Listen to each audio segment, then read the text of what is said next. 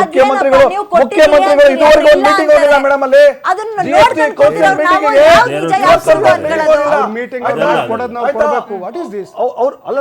ನೀವು ಹೇಳಿಲ್ಲ ಆತಂಕ ಇದ್ರೆ ಕೇಳ್ಬೋದಲ್ಲ,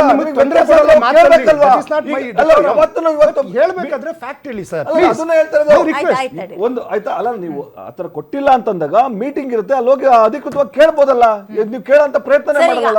ಅದ್ರ ಜೊತೆಗೆ ಈಗ ಫ್ರೀ ಬೀಸ್ ಬಗ್ಗೆ ಮಾತಾಡೋಣ. ಈಗ ಡೆಫಿನೆಟ್ಲಿ ಎಸ್ ಅವರಿಗೆ ಹೊರೆ ಆಗ್ತಿದೆ, ಅವ್ರು ಒಪ್ಕೊಳ್ತಾ ಇದ್ದಾರೆ. ಉಪಮುಖ್ಯಮಂತ್ರಿಗಳೇ ಹೇಳಿದರೆ ಮುಖ್ಯಮಂತ್ರಿಗಳು ನಾಳೆ ಇಲ್ಲೋ ನಾಡ್ದು ಹೇಳ್ಬೋದೇನೋ. ಅಲ್ಲಲ್ಲ, ಅವ್ರು ಹೊರೆ ಆಗಿದೆ ಅಂತ ಹೇಳ್ತಾರೆ, ನಿಲ್ಸಲ್ಲ ಅಂತ ನಿಲ್ಸಿನಿ ಅಂತ ಹೇಳಿಲ್ಲ. ಅಲ್ಲ ಅದೇ ಅದ್ರ ಬಗ್ಗೆ ಪ್ರಸ್ತಾಪ ಮಾಡ್ತಾರೆ. ಅದನ್ನ ಹೆಂಗೊಂದ ಈಗ ಎಲ್ಲದರಲ್ಲೂ ಬೆಲೆ ಏರಿಕೆ ಮಾಡಿದ್ರು, ಇನ್ಯಾವ್ದ್ರಲ್ಲೂ ಉಳಿಸಿದ್ರೋ ಗೊತ್ತಿಲ್ಲ, ಇನ್ಯಾವ್ದನ್ನು ಹುಡುಕ್ತಿರೋ ಅಂತಾನೂ ಗೊತ್ತಿಲ್ಲ. ಆಯ್ತು, ಕಾಯೋಣ, ನಾವು ಅದಕ್ಕೂ ಕಾಯ್ತೀವಿ. ಭಯದಿಂದಲೇ ದಿನವನ್ನ ತಳ್ಳಬೇಕಾ ಅದನ್ನು ಮಾಡ್ಬಿಡ್ತೀವಿ. ನೀವು ಹೇಳಿ ಸರ್, ಹೊರೆ ಆಗ್ತಿದೆ ಅಂತ ಹೇಳ್ತಿರಲ್ಲ, ಆರೋಪ ಮಾಡ್ತೀರಿ. ನೀವೆಲ್ಲ ಅಧಿಕಾರದಲ್ಲಿದ್ದೀರೋ ಅದನ್ನ ಕಾಪಿ ಮಾಡ್ಕೊಂಡು ಅಲ್ಲಿ ಕೊಡ್ತೀರಿ, ಅವ್ರಿಗೆ ಹೊರೆ ಆಗಲ್ವಾ ಮೇಡಮ್? ಅಲ್ಲಿ ಸುಮ್ಮನೆ ರಾಜಕೀಯಕ್ಕೆ ಏನೋ ಒಂದು ಹೇಳ್ಬೇಕಲ್ಲ. ಅದೇ ರಾಜಕೀಯ ವಿಶೇಷವಾಗಿ ಏನು ಕೆಲವು ರಾಜ್ಯಗಳು, 2,000 ರೂಪಾಯಿ 10,000 ರೂಪಾಯಿ ಕೆಲವು ನಮ್ಮ NDA ಆಡಳಿತ ರಾಜ್ಯದಲ್ಲಿ ಕೆಲವು ಗ್ಯಾರಂಟಿ ಬಗೆಗಳು ಸಹ ಅಲ್ಲಿ ಅನುಷ್ಠಾನ ಆಗಿದೆ. ಅಲ್ಲಿ ವಿತ್ತೀಯ ಕೊರತೆ ಆಗಿಲ್ಲ, ರಾಜಸ್ವದ ಕೊರತೆ ಉಂಟಾಗಿಲ್ಲ. ಅಲ್ಲಿ ಇಲ್ಲಿ ಯಾಕಾಯ್ತು ಅನ್ಸುತ್ತೆ, ಇಲ್ಲಿ ಅಸಮರ್ಪಕವಾದಂತ ಆಡಳಿತ, ಆರ್ಥಿಕ ಸೋರಿಕೆ ಇದೆ, ಅಸಮರ್ಪಕವಾದಂತ ಆಡಳಿತ ಇದೆ. ಇಲ್ಲಿ ಆ ದೃಷ್ಟಿಯಿಂದ ಇಲ್ಲಿ ಕೊರತೆ ಆಗಿದೆ, ಇಲ್ಲಿ ಸೋರಿಕೆ ಆಗಿದ್ರಿಂದ ಕೊರತೆ ಆಗಿದೆ, ಸಮಸ್ಯೆ ಉಂಟಾಗಿದೆ, ಆರ್ಥಿಕ ಬಿಕ್ಕಟ್ಟು ಉಲ್ಬಣ ಆಗಿದೆ. ಬಟ್ ಅಲ್ಲಾಗಿಲ್ಲ. ನೋಡಿ, ಇವ್ರು ಏನು ಬರೀ ನಮ್ಮ ರಾಜ್ಯ ಅಲ್ಲ, ಇವರು ಕಾಂಗ್ರೆಸ್ ಪದ್ಧತಿನೇ ಆ ರೀತಿ ಅನ್ಸುತ್ತೆ, ಲೂಟಿ ಹೊಡೆಯುವಂತದ್ದು. ಇವತ್ತು ಹಿಮಾಚಲ್ ಪ್ರದೇಶದಲ್ಲಿ, ಒಂದ್ ನಿಮಿಷ ಹೇಳ್ತೀನಿ, ಹಿಮಾಚಲ್ ಪ್ರದೇಶದಲ್ಲಿ ಮೇಡಮ್ ಅಲ್ಲೂ ಸಹ ಗ್ಯಾರಂಟಿ ಒಂದು ಅನುಷ್ಠಾನ ಮಾಡಿ ಅಲ್ಲೂ 6,500 ಕೋಟಿ ಅಲ್ಲಿ ವಿತ್ತೀಯ ಕೊರತೆ ಉಂಟಾಗಿದೆ. ಆಮೇಲೆ ತೆಲಂಗಾಣದಲ್ಲಿ 12,500 ಕೋಟಿ ವಿತ್ತೀಯ ಕೊರತೆ ಉಂಟಾಗಿದೆ. ಇದು ಅಧಿಕೃತ. ಯಾಕೆ ಮಾತಾಡ್ತಿಲ್ಲ ಅಂದ್ರೆ ಬಿಜೆಪಿ ಅವರು ಅಲ್ಲಿ ಕೇಂದ್ರದಲ್ಲಿ ಎಲ್ಲಿ ಸಿಗಾಕಬಿಡ್ತೀವೋ, ಅವ್ರದ್ದು ಕಾಪಿ ಮಾಡ್ಕೊಂಡು ನಾವೆಲ್ಲಿ ಬಯಸ್ಕೊಳ್ತೀವೋ ಅಂತ ಸುಮ್ಮನಾಗಿದ್ದಾರೆ. ಕಾಂಗ್ರೆಸ್ನವ್ರು ಎಲ್ಲೆಲ್ಲಿದ್ದಾರೆ, ಅವರು ನಿಜಾಂಶ ಒಪ್ಕೊಳ್ತಾ ಇದ್ದಾರೆ.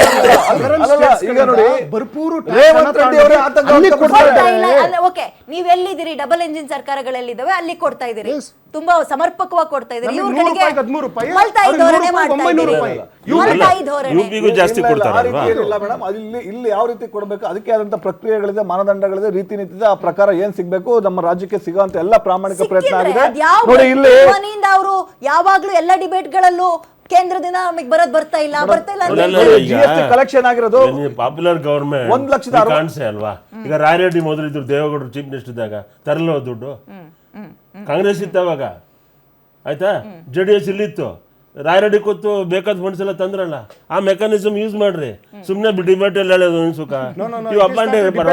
ನಾವು ಮೋದಿ ಅವರ ಮುಂದೆ ಅಮಿತ್ ಶಾ ಅವ್ರ ಮುಂದೆ ₹1 13 ಒಂದ್ ರೀತಿನಲ್ಲಿ ಇಂಡೈರೆಕ್ಟ್ ಆಗಿ ನಮ್ಮ ರಾಜ್ಯಕ್ಕೆ ತಲುಪ್ತಾ ಇದೆ. ಅದನ್ನ 16,000 ಕೋಟಿ ಸ್ಪೆಷಲ್ ಗ್ರಾಂಟ್ ಬಂದಿದೆ ಲಾಸ್ಟ್ ಇಯರ್.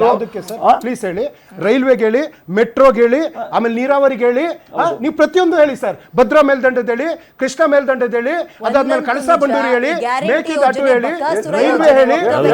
ಈಗ ಸಿಗಂದೂರಲ್ಲಿ 450 ಕೋಟಿ ಹೆಚ್ಚಿನ ಸಂಪನ್ಮೂಲ ಬೇಕು, ಅದಕ್ಕೆ ಅದನ್ನ ಹೊಂದಾಣಿಕೆ ಮಾಡಕ್ಕೆ ಸಮರ್ಪಕವಾಗಿ ನಿಮ್ಮಲ್ಲಿ ಬರ್ತಾ ಇಲ್ಲ. ನಮ್ದು ಒಕ್ಕೂಟ ವ್ಯವಸ್ಥೆ, ಒಕ್ಕೂಟ ವ್ಯವಸ್ಥೆ ಎಲ್ಲಾದ್ರೂ ಬೆಲೆ ಏರಿಕೆ ಮಾಡಿದ್ರೆ ಆದ್ರೂ ಯಾಕೆ ಮೇಡಮ್ ನಮಗೆ ಕೊಡೋ ದುಡ್ಡು ನಮಗೆ ಬಂದ್ರೆ 2,200,000 ಕೋಟಿ GST, 11,914 ನೀರಾವರಿ ಯೋಜನೆ, ರೈಲ್ವೆ ಮೆಟ್ರೋ ಹಣ ಬರ್ಲಿ. ನಾವು 2,000 ಅಲ್ಲ 5,000 ಕೊಡ್ಬೋದು. ನಮಗೆ ಕುತ್ತಿಗೆ ಇಸ್ಕಿ ಕೊಡದೇನೆ ಮೋಸ ಮಾಡಿದ್ರೆ ನಮ್ಗೆ ಅಷ್ಟೆಲ್ಲ ಕೇರಳದವರು ಸಮೇತ, ತೆಲಂಗಾಣ ಸಮೇತ, ತಮಿಳುನಾಡು ಸಮೇತ ಅನುಭವಿಸ್ತಾ ಇದೀವಿ. ನಮ್ಮ ಸದರನ್ ಸ್ಟೇಟ್ ಇವರು ಕುತ್ತಿಗೆ ಇಸ್ಕಿ ಕೊಳ್ತಾ ಇದ್ದಾರೆ. 19,268 ಕೋಟಿ ಮತ್ತೆ ಸಾಲ ಮಾಡಿದ್ದಾರೆ ಇವರು. ಏನಕ್ಕೆ ಸಾಲ ಮಾಡ್ಬೇಕು? ಬೆಲೆ ಹೆಚ್ಚಳ ಆಗಿದೆ, ಡೆವಲಪ್ಮೆಂಟ್ಸ್ ಇಲ್ಲ. ಸಾಲ ಮಾಡಿದ್ರಿ 72,000 ಕೋಟಿ, ಬೊಮ್ಮಾಯಿ ಅವರು ಸಾಲ ಮಾಡಿದ್ರಿ 78,000 ಕೋಟಿ, ಕುಮಾರಸ್ವಾಮಿ ಅವರು 66,000 ಕೋಟಿ. ಅವ್ರೇನ್ ಹೇಳ್ತಾರೆ ಅದು ಗೊತ್ತಾ? ಈ ಕಡೆ ಫ್ರೀ ಬೀಸ್ ಕೊಡ್ತೀರಿ, ಹಣ ಸಾಕಾಗ್ತಿಲ್ಲ ಅಂತೀರಿ, ಗ್ಯಾರಂಟಿಗಳನ್ನ ಕೊಡ್ತೀರಿ, ಅದಕ್ಕೇನ್ ಸಪರೇಟ್ ಆಗಿ ಹಣವನ್ನು ಎತ್ತಿಟ್ಟಿದ್ದೀರಿ. ಮತ್ತೊಂದ್ ಕಡೆ ಗ್ಯಾರಂಟಿಗಳನ್ನ ಕೊಡ್ತಿಲ್ಲ, ಬೆಲೆ ಏರಿಕೆನೂ ಮಾಡ್ತಾ ಇದ್ದೀರಿ. ನೀವು ಮತ್ತ್ಯಾಕ್ ಶಾರ್ಟೇಜ್ ಆಗ್ತಾ ಇದೆ? ನಿಮ್ಗೆ ಮೇಂಟೈನ್ ಮಾಡಕ್ ಬರ್ತಾ ಇಲ್ವಾ? ಡಿಸಿಪ್ಲಿನ್ ಇಲ್ವಾ? Everything is perfect. ನಮ್ಮಲ್ಲಿ ಯಾವುದೇ ರೀತಿ ಆರ್ಥಿಕ ದಿವಾಳಿತನ ಅಂತ ನಮ್ಮ ಕರ್ನಾಟಕಕ್ಕೆ ಬರಕ್ ಸಾಧ್ಯನೇ ಇಲ್ಲ, ಅಷ್ಟೊಂದು ಆರ್ಥಿಕವಾಗಿ ಅದು ಯಾರೇ ಇರ್ಬೋದು, ಯಾವ ಪಕ್ಷನೇ ಇರ್ಬೋದು, ಆರ್ಥಿಕ ದಿವಾಳಿತನ ನಮ್ಮ ರಾಜ್ಯಕ್ಕೆ ಬರ್ಲಿಕ್ಕೆ ಸಾಧ್ಯ ಇಲ್ಲ. ಆರ್ಥಿಕ ದಿವಾಳಿತನ ಆಗಿರೋ ಹೊತ್ತಿಗೆ ನಮ್ಮ ಹಣನ ತಗೊಂಡು ಉತ್ತರ ಕೊಡ್ತಾ ಇದ್ದಾರೆ. 3 ವರ್ಷ ಆಯ್ತು ದರ್ಶನ್ ಅವರೇ, ನೀವು ಅಧಿಕಾರ ಬಂದು 3 ವರ್ಷಕ್ಕಾಯ್ತು ಸರ್. ಬಂದೆ ಸರ್ ನಾನು. ಈ 3 ವರ್ಷದಲ್ಲಿ ಡಿ ಕೆ ಶಿವಕುಮಾರ್ ಅವ್ರು ಹೇಳ್ತಾ ಇದ್ರು, ನಮಗೆ ಯಾಕೆ ಬರ್ಡನ್ ಆಗ್ತಾ ಇದೆ ಅಂದ್ರೆ ಸತ್ತಿರೋರ್ ಹೆಸರಲ್ಲೂ ಹಣ ತಗೊಳ್ತಾ ಇದ್ದಾರೆ, ಅಕ್ಕಿ ತಗೊಳ್ತಾ ಇದ್ದಾರೆ. 3 ವರ್ಷ ಬೇಕಾ ಸರ್ ಅದೊಂದು ಡಿಸಿಪ್ಲಿನ್ ಮೇಂಟೈನ್ ಮಾಡಕ್? ಯಾರಿಲ್ಲ, ಅವ್ರ ಹೆಸರು ತೆಗ್ದ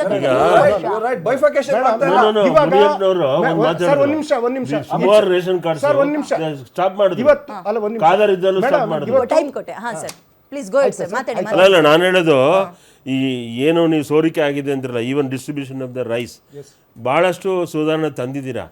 ಡಿಸ್ಟ್ರಿಬ್ಯೂಷನ್ ಆದಾಗ ಏನಾಗುತ್ತೆ, ಇದು ಇಂಟರ್ಫಿಯರೆಂಟ್ ಆಫ್ ದ ಅಡ್ಮಿನಿಸ್ಟ್ರೇಷನ್, ಆವಾಗ ಮಿಸ್ಯೂಸ್ ಆಗ್ತಿಲ್ಲ. ಅಲ್ಲಲ್ಲ madam, this is very good question. ಯಾವ್ದು ಹೇಳಿ ಡಿ ಕೆ ಶಿವಕುಮಾರ್ ಸಾಹೇಬರು ಎತ್ತಿದ್ದು ಅದನ್ನ ನೀವು ಇಲ್ಲಿ ಪ್ರಶ್ನೆ ಮಾಡ್ತಾ ಇರೋದು. ಈಗ ಒಬ್ಬ ಮನುಷ್ಯ ತೀರ್ಕೊಂಡಾಗ ನಾವು ಅಕೌಂಟಬಿಲಿಟಿ ಬೇಕಾಗುತ್ತೆ. ಅದು ಯಾಕೆಂದ್ರೆ ಅದು ಸೋರಿಕೆ ಎಲ್ಲದನ್ನು ಡಿ ಕೆ ಶಿವಕುಮಾರ್ ಅವ್ರು ಹೇಳಿದ್ದು ಅದನ್ನ ಅಲ್ಲಿಯ ಪಿಡಿಒಗಳಾಗಿರ್ಬೋದು ಅಥವಾ ಅಧಿಕಾರಿಗಳಿರ್ಬೋದು ಸ್ಕ್ರೂಟ್ನಿ ಮಾಡಿ ಸರ್ಕಾರದ ಮುಂದೆ ಕೊಟ್ಟಾಗ ಅಟ್ಲೀಸ್ಟ್ ಒಂದು 10,000 ಕೋಟಿ ರೂಪಾಯಿ ಆದ್ರೂ ಸರ್ಕಾರ ಬೇರೆ ಯೋಜನೆ. ಡಿ ಕೆ ಶಿವಕುಮಾರ್ ಏನ್ ತಪ್ಪಾಗಿ ಮಾತಾಡಿದ್ರಿ? ಭಾರ ಹೊತ್ಕೊಳ್ಳಕ್ಕೆ ಭಾರ ಅಂತಲ್ಲ, ಮಿಸ್ಯೂಸ್ ಆಗಬಾರ್ದು ಅಂತ ಹೇಳಿರೋದು ಮೇಡಮ್. ಒಬ್ಬ ಮನುಷ್ಯ ಅಲ್ಲಿ ಇರೋಲ್ಲ, ಅವ್ರದ್ದು ರೇಷನ್ ಕಾರ್ಡ್ ಇವಾಗ ಏನು ಪರಿಷ್ಕರಣೆ ನಡೀತಾ ಇದೆ. ಹಾಗಾಗಿ ರೇಷನ್ ಕಾರ್ಡ್ ಪರಿಷ್ಕರಣೆ ಕೇಳ್ಬಿಟ್ರೆ ಹೆದ್ರು ಬಿಡ್ತೀರಿ ನೀವು. ನಮ್ಮೂರ್ಗಳಲ್ಲಿ ಪಾಪ ಇನ್ನೂ ಹಂಚಿನ ಮನೆ ಸೋರ್ತದೆ, ಆ ಮನೇಲಿ ಇದೆ, ಅವ್ರಗಳದ್ದು BPL ಕಾರ್ಡ್ ಎಲ್ಲ ತೆಗೆದು ಬಿಟ್ಟಿದ್ದಾರೆ. ಪರಿಷ್ಕರಣೆ ಅನ್ಕೊಂಡು ಯಾರ್ಯಾರ್ದೋ ತೆಗಿತಾ ಇದ್ದಾರೆ. ಕೇಂದ್ರ ಸರ್ಕಾರದ ಗೈಡ್ಲೈನ್ಸ್ ಮೇಲೆ ಆ ಒಂದು ರೇಷನ್ ಕಾರ್ಡ್ ಪರಿಷ್ಕರಣೆ ನಡೆಯುವಂತದ್ದು. ಅಲ್ಲಲ್ಲ ಮೇಡಮ್, ಅದಲ್ಲ, ಆ ಏನು ಆಹಾರ ಇಲಾಖೆಯಿಂದ ಕೇಂದ್ರ ಸರ್ಕಾರ ಕೆಲವೊಂದು ಗೈಡ್ಲೈನ್ಸ್ ಗಳನ್ನ ಕೊಟ್ಟಿದ್ದಾರೆ. ಉದಾಹರಣೆ SIR ಅಂತ ಮಾಡಿದಾರಲ್ಲ, ಅದನ್ನು ಈಗ ನಾವು ಹೋದ್ರು, ನಮ್ಮ ಅಧಿಕಾರಿಗಳು ಹೋದ್ರು, ಕೇಂದ್ರ ಸರ್ಕಾರದ ಗೈಡ್ಲೈನ್ಸ್ ಅವ್ರು ಏನ್ ಹೇಳ್ತಾರೆ ಹಂಗ್ ಮಾಡ್ಬೇಕಾಗ್ತದೆ. ಗೈಡ್ಲೈನ್ಸ್ ಅಲ್ಲಿ ಮಿಸ್ಯೂಸ್ ಮಾಡಕ್ಕೆ ಹೇಳ್ರಿ ಹೇಳಿದ್ದಾರೆ. ನಾವು ಮಾಡಂಗಿಲ್ಲ ರೀ, ಆ ಕಾನೂನು ಕಟ್ಟೆಗಳನ್ನ ನಾವು ಹಂಚು ಮನೆ ಸೋರ್ತಾ ಇದೆ, BPL ಕಾರ್ಡ್ ಹೆಂಗ ನಂಬ್ಕೊಂಡಿದ್ರು ತಿಂಗಳಿಗೆ 10 kg ಅಕ್ಕಿ ಸಿಗುತ್ತೆ, ಇಡೀ ದೇಶಾದ್ಯಂತ ಮಾತಾಡ್ತೀವಿ ಸರ್.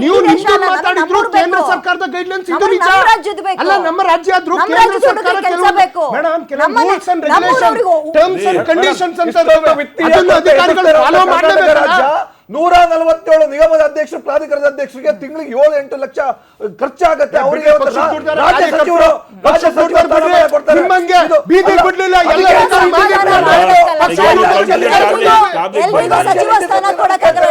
ಕಾರ್ಯಕ್ರಮ ಮುಗಿಸುವಂತಹ ಸಮಯ, ಎಲ್ರಿಗೂ ಸಚಿವ ಸ್ಥಾನ ಕೊಡಕ್ಕಾಗಲ್ಲ, ಹೆಂಗ ಒಂದ್ ಸಮಾಧಾನ ಮಾಡ್ಬೇಕು, ಮಾಡ್ಕಂತಾರೆ ಬಿಡಿ. ನೀವು ಯಾಕೆ ಅದಕ್ಕೂ ಕಣ್ಣ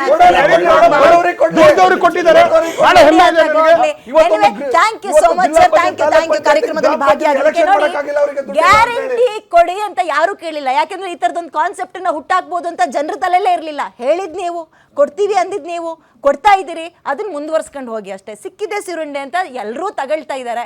ಅಬ್ಬಬ್ಬಾ ಅಂದ್ರೆ ನೀವು ಹೇಳಿದ ತಕ್ಷಣ ಅಯ್ಯೋ ಡಿ ಕೆ ಶಿವಕುಮಾರ್ ಹಿಂಗೆ ಕೇಳ್ತಾ ಇದ್ದಾರೆ, ಸಿದ್ದರಾಮಯ್ಯ ಅವರು ಇಷ್ಟೊಂದು ಬೇಡ್ಕೊಂತ ಇದಾರಲ್ಲ ಅಂತ. ಎಷ್ಟು ಜನ ಆಧಾರ್ ಕಾರ್ಡನ್ನು ಬಿಟ್ಟು ಜೇಬಲ್ಲಿರೋ ದುಡ್ಡು ತೆಕ್ಕೊಡ್ಬೋದು, ಎಷ್ಟು ಜನ ಅಕ್ಕಿ ತಗೊಳ್ದಲ್ಲೇ ಸುಮ್ಮನಾಗ್ಬೋದು, ಎಷ್ಟು ಜನ ಕರೆಂಟ್ ಬಿಲ್ಲನ್ನು ಕಟ್ಬೋದು.